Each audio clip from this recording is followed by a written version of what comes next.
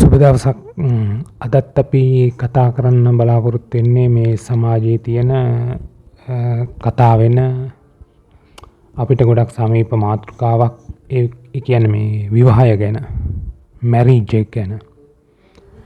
මෙහෙමයි මම මේක කතා කරන්න බලාපොරොත්තු වෙන්නේ මම දකින බොහෝ වෙලාවට අපි දකින කාරණයක්.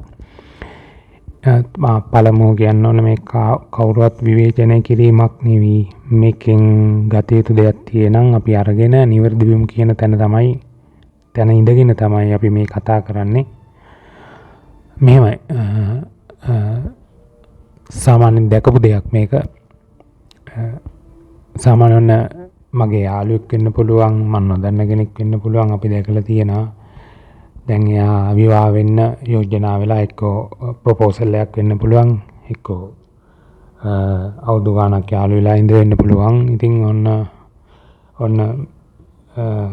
බඳින්න ප්ලෑන් කරගන්නවා. එතකොට වෙඩින් එක ගැන දැන් මෙයාලා ප්ලෑන් කරනවා අවුරුද්දක් මාස 7-8ක් ඉඳන් ප්ලෑන් කරනවා. ඉතින් මෙයාලා මං හිතන්නේ මේ කියන දේවල් ඔයාලටත් අත්දැකීම් තියෙනවා. මෙයාලා ප්ලෑන් කරනවා මාස 6-7-8ක් ඉඳලා මොකද්ද ගන්න හොටල් එක ප්ලෑන් කරනවා. ඒ කියන්නේ පිරිමි පාර්ශවයෙන් හොටල් එක ප්ලෑන් කරනවා. ඊට පස්සේ ගෑල් ළමයිගේ පැත්තෙන් ප්ලෑන් කරනවා හොටල් එක නෑ. ඉතින් එයාට තව අපි කියමු ගෙදරට එක්කන් එන්නම්. ගෙදර කොහමද ඒ පරිසරය හදන්නේ කියලා ප්ලෑන් කරනවා. ඒ දවසට අඳින ඇඳුම් මොනවද කියලා ප්ලෑන් කරනවා. තව එක ෆොටෝ එක තැන්වල ගන්න ප්‍රී ෂූට් වගේ ෆොටෝ ගන්න කොහමද, ඒ තැන් ඔක්කොම ප්ලෑන් කරනවා. බොහෝ දේවල් කරනව නේද? මේ මාස 6ක් 7ක් 8ක් අවුරුද්දක් විතර ප්ලෑන් කරනවා. මම මේ කියන්නේ මේව කරන්න එපා කියලා නෙමෙයි. මේව වෙන දේවල්, දැකපු දේවල්. හැබැයි මේක ඇතුලේ අපි නොපෙනෙන දෙයක් තිබුණා. ඒක මම දැක්කා. මම සමහර අයත් එක්ක කතා කරලා තියෙනවා. දැන් අපි යාළු වෙලා හරි ප්‍රොපෝසල් එකකින් හරි අපි දැන් විවාහ වෙන්න යෝජනා වෙලා දැන් ඔය සියලු දේවල් ප්ලෑන් කරනව නේද? මේ ප්ලෑන් කරන්නේ අවුරුද්දක් මාස ගානක් තිස්සේ, අවුරුද්දක් විතර තිස්සේ ප්ලෑන් කරන්නේ මේ එක දවසකට දවස් දෙකකට මේ පැය ගානකට කරන ප්‍රෝග්‍රෑම් එකක් නේද මේ ප්ලෑන් කරන්නේ. හැබැයි අපි ඔය සියලු දේවල් කරලා අපි මේ ඊට පස්සේ මොකද වෙන්නේ? මේ එකට ජීවත් වෙන්න ඕන අවුරුදු ගානක්. අවුරුදු 30 40 50ක් අපි එකට ජීවත් වෙන්න ඕන. කවුරුවත් ඒ ජීවිතය ගැන ප්ලෑන් කරාද ඊට පස්සේ? ජීවිතය ගැන ඊට පස්සේ මොකද වෙන්නේ කියලා. ජීවත් වෙනකොට අපිට එක ප්‍රශ්න වෙන්න පුළුවන්. මේව එක ගැටලු වෙන්න පුළුවන්. ඉතින් අපි කොහොමද කතා බහ කරලා මේව විසඳගන්නේ? අපි රණ්ඩු නොවී ඉන්නේ. අපිට ආර්ථික ප්‍රශ්නයක් එන්න පුළුවන්. ලෙඩ රෝගයක් එන්න පුළුවන්. තව එක ගෙවල් දොරවල් වල ඉන්නකොට, දෙමාපියොත් එක්ක ඉන්නකොට මේවනේ ජීවිතය කියන්නේ. එක තැන්වල ගැටලුත් දැන් අපි වැඩි ඕනේ. අපි ගෙදරක ඉද්දි අපේ ගෙදර කියමු. මේ මැරිජ් ලයිෆ් එක ගැන කියන්නේ අපේ අම්මා තාත්තා සහෝදර සහෝදරිත් එක්ක අපි ගෙදර ඉන්නවා. එනකොට අපි අතර ගැටුම් වෙන්නේ නැද්ද? ඒක ස්වභාවයක්. ඒ කියන්නේ ගැටෙන්නේ කියන එක නෙවෙයි. තේරුම් ගන්න අර ගැටුම් වෙන එක නවතිනවා. සාමාන්‍යයෙන් මම මේ කියන්නේ සාමාන්‍යයෙන් ගැටුම් වෙනවා. හැබැයි අර දැන් එතකොට අර අලුත බඳින දෙන්නෙක්ටත් එයාලා ඉන්න පරිසරය තුල ඔවුන් දෙන්න අතර ගැටුම් වෙන්න පුළුවන් එක දේවල් වලදී. සහ ඔවුන් සමාජ දෙමාපියන් ගෙදර නම් ඉන්නේ ඒ අයත් එකට ඉද්දි කොහොම ප්‍රශ්න වෙනව නේද? එතෙන්දී ඒ වයිදි ගැටුම් වෙන්න පුළුවන් එක දේවල් වෙන්න පුළුවන්. ඉතින් ඒක සාමාන්‍යයි. මේ ගැටුමක්ම ගැන විතර නෙවෙයි කියන්නේ. එක ආර්ථික ප්‍රශ්නයක් වෙන්න පුළුවන්, නැත්නම් වෙන කරදරයක් වෙන්න පුළුවන්. මොනවා හරි එහෙම ගැටුමක් වෙන්න පුළුවන්. මතභේදයක් ඇති වෙන්න පුළුවන්.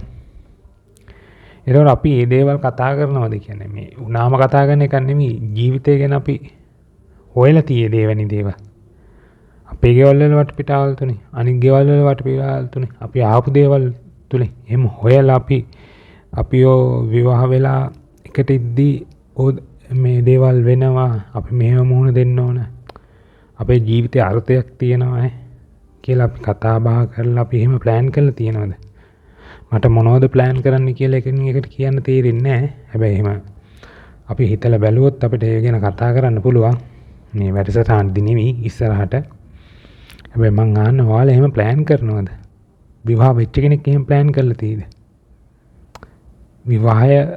විවාහයට ඒ පැය ගානට දවසට දෙකට කරන මහා ප්ලෑන් එක එතනින් එහාට ජීවත් වෙද්දී ප්ලෑන් කරලා තියෙනවද? මට ඇත්තටම ප්‍රශ්නයක් අහන්න තියෙනවා. ජීවිතය ගැන අවබෝධයක් තියෙද? මොකක් වෙනුවෙන්ද ජීවත් වෙන්නේ? අවබෝධයක්. කොහොමද සතුටින් ඉන්නේ? සතුට කියලා කියන්නේ මොකද්ද? මුදල්ද? වාහනයක්ද? ඒව ජීවිතේ මුදල් ඕන ප්‍රධානව අපිට ආහාර ගන්න නම් මුදල් ඕන. ඉතින් එහාට ආහාර ඒ දේවල් වලට මුදල් ඕන. ඊට පස්සේ අඳුම් පැළඳුම් ගන්න මුදල් ඕන. ගෙයක් දොරක් නැත්තම් ඒව හදා ගන්න මුදල් ඕන. ඉතින් එහාට අපිට වාහනයක් ගන්න පුළුවන් නම් ඒ දේවල් වලට මුදල් ඕන. ලෙඩ දුක් වලට බෙහෙත් ගන්න මුදල් ඕන. ඕ ටිකට තමයි නැතුවනේ. හැබැයි මේ මිනිස්සු ලොකු ගෙයක් තිබුණා කියලා සතුටින් ඉන්නේ.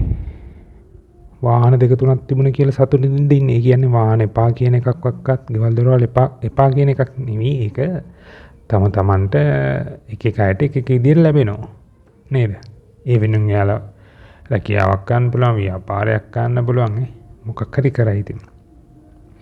හැබැයි මම ඔයාලගෙන් අහනවා ඔයාලා සතුටින් ඉන්නේ. ජීවිතය ගැන අවබෝධයක්. මොකක් වෙනුවෙන්ද ජීවත් වෙන්නේ? සතුටින් ඉන්නද? මොකක්ද එතකොට සතුට කියන්නේ? ඔයාලට අදහසක් දෙන්න පුළුවන්. ඉතින් මම යන්නේ අවුරුදු ගාණක් මාස ගාණක් අවුරුද්දක් ප්ලෑන් කරන වෙඩින් එකට මෙහෙමයි. ඒ ලස්සනට ඒ ප්ලෑන් කරලා කරන්න. හැබැයි එතනින් එහාට ඔයාලා හිතුවද කොහොමද ජීවත් වෙන්නේ? ජීවිතය ගැන අවබෝධයක්. කොහොමද සතුටින් ඉන්නේ? ප්‍රශ්නයක් ආවම අපි කතා බහ කරලා මේක විසඳගන්නේ කොහොමද? අපි අතර තියෙන විශ්වාසය මොකක්ද? නේද? කෙනෙක් දන් දෙන්න කැමති.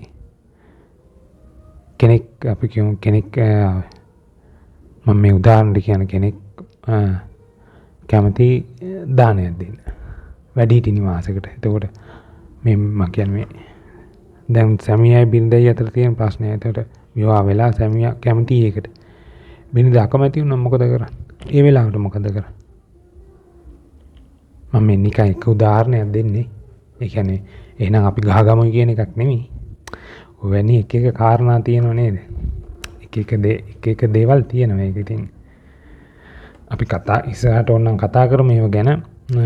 එතකොට අපි කොහොමද මේකට මුහුණ දෙන්නේ? අපි හිතලා තියෙද? මම කියන්නේ ඔයාලා පුළුවන් විදියට ඒ කියන්නේ එක අයට එක ආර්ථික වටපිටාවල් තියෙන ඉතින් ඒවත් එක්ක සහ ඔවුන් හිතන පතන විදි වෙනස් නේ. ඒවත් එක්ක ඔයාලා වෙඩින් එක ලස්සනට ගන්න ඒක ප්ලෑන් කරන්න. හැබැයි මම කියන්නේ මේ හදවතින් ඒවත් එක්ක ඊට පස්සේ ඔයාලා ජීවත් වෙන විදිය ගැන අවශ්‍ය දේවල් ඇතිනේ. මොනවද වෙන්නේ කියලා, අපි කොහොමද ජීවත් වෙන්නේ, සතුටින් ජීවත් වෙන්නේ, මොකක්ද ජීවිතයේ අර්ථය ඒවත් ටිකක් හොයලා බලලා ඒ දේවල් මම කියන්නේ ඒවත් අවශ්‍ය දේවල් තියෙනනම් ඒවත් ප්ලෑන් කරගන්න. මේ වෙලාවට මෙහෙවින්න ඕන, මෙතන මෙහෙවින්න ඕනේ.